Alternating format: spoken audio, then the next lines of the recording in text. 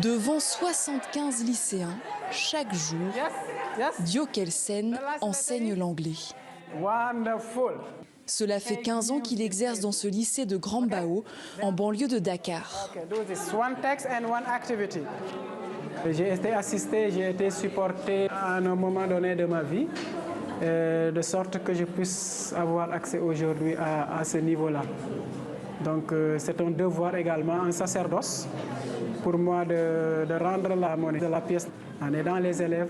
Very good. In Facebook, we can... Pour cet élève sérieux, issu d'une famille modeste, aller à l'école privée était un rêve fou, que l'association Un enfant par la main a aidé à réaliser. Grâce au parrainage, Diokelsen a reçu entre ses 8 et 16 ans les dons de Sylvie, sa marraine en France. Sa bonne fée lui a financé une école privée et envoyé environ 40 € par mois pour ses dépenses quotidiennes. Une aide qui continue aujourd'hui à porter ses fruits jusque dans son village de Mbufuji, à 140 km de la capitale.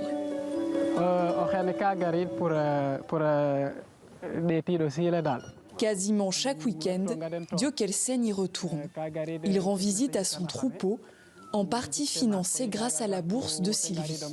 Je vois que c'est plus que tu peux des fois être dans une impasse, financièrement tu n'es pas bien stable, alors tu te permets maintenant d'en vendre un et de régler cette situation-là.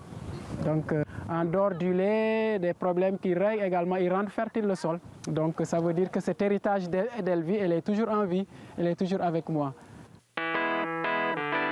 Il est même devenu conseiller municipal de Mbufuji. À 38 ans, Diokelsen est un modèle pour son village, le premier habitant à avoir décroché le bac. C'est pratiquement lui, le guide de la jeunesse de ce village. C'est une source de motivation pour nous, raison pour laquelle on se décarcassait toujours à l'école pour enfin pouvoir obtenir le bac et rejoindre l'université et enfin opter quelque chose pour le travail. Comme un trésor, Diokelsen conserve précieusement la seule lettre qui lui reste de sa marraine.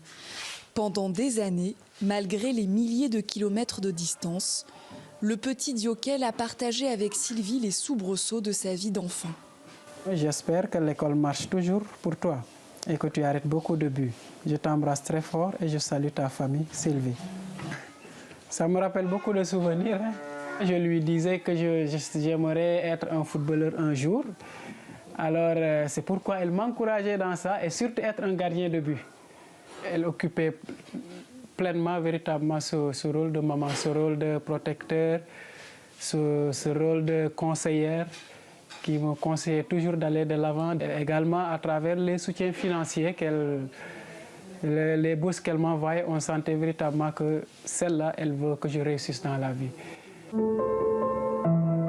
Le rêve de Diokel, la rencontrer un jour pour pouvoir la remercier d'avoir bouleversé sa vie.